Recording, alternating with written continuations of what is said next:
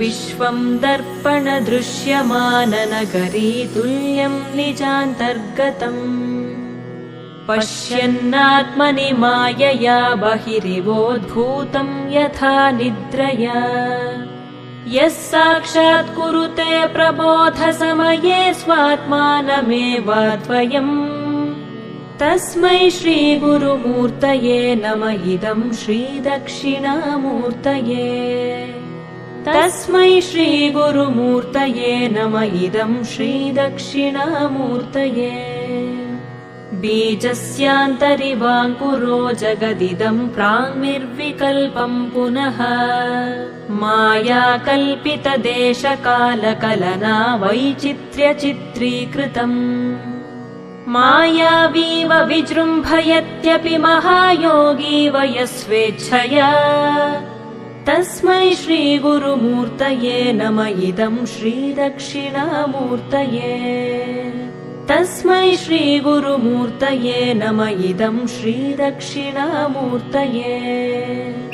यस्यैव स्फुरणं सदात्मकमसत्कल्पार्थकं भासते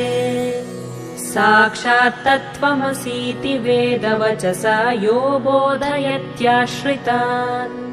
यत् साक्षात्करणाद् भवेन्न पुनरावृत्तिर्भवाम्भोनिधौ तस्मै श्रीगुरुमूर्तये नम इदं श्रीदक्षिणामूर्तये तस्मै श्रीगुरुमूर्तये नम इदं श्रीदक्षिणामूर्तये नानाच्छिद्रघटोदरस्थितमहादीपप्रभाभास्वरम् ज्ञानं यस्य तु चक्षुरादिकरणद्वारा बहिःस्पन्दते जानामीति तमेव भान्तमनुभात्येतत्समस्तं जगत् तस्मै श्रीगुरुमूर्तये नम इदं श्रीदक्षिणामूर्तये तस्मै श्रीगुरुमूर्तये नम इदं श्रीदक्षिणामूर्तये देहं प्राणमपीन्द्रियाण्यपि चलां बुद्धिं च शून्यं विदुः स्त्रीबालान्धजडोपमास्त्वहमिति भ्रान्ता भृशं वादिनः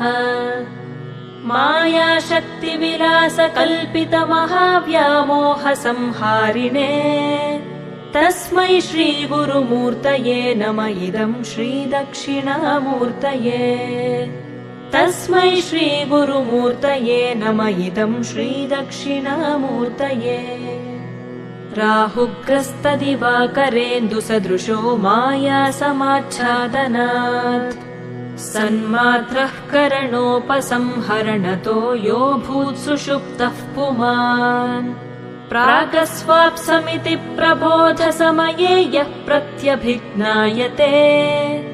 तस्मै श्रीगुरुमूर्तये नम इदं श्रीदक्षिणामूर्तये तस्मै श्रीगुरुमूर्तये नम इदं श्रीदक्षिणामूर्तये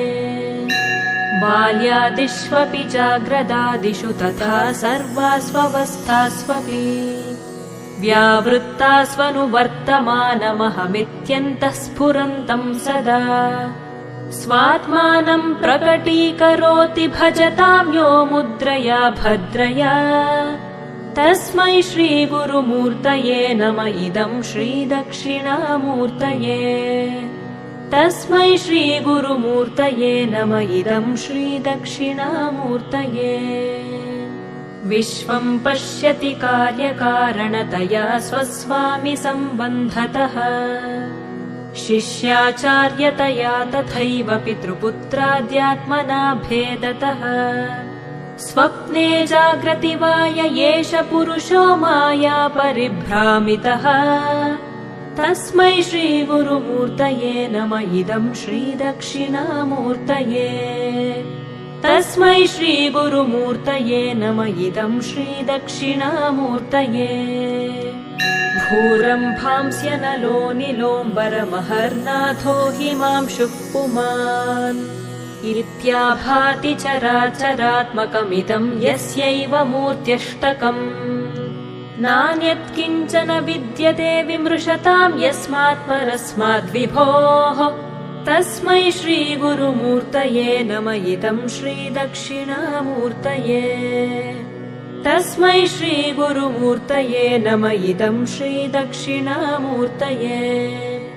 सर्वात्मत्वमिति स्फुटीकृतमिदं यस्मादमुष्मिंस्तवे तेनास्य श्रवणात् तदर्थमननात् ध्यानाच्च सङ्कीर्तनात् सर्वात्मत्वमहाविभूतिसहितं स्यादीश्वरत्वं स्वतः सिद्ध्येत् तत्पुनरष्टधा परिणतं चैश्वर्यमव्याहतम्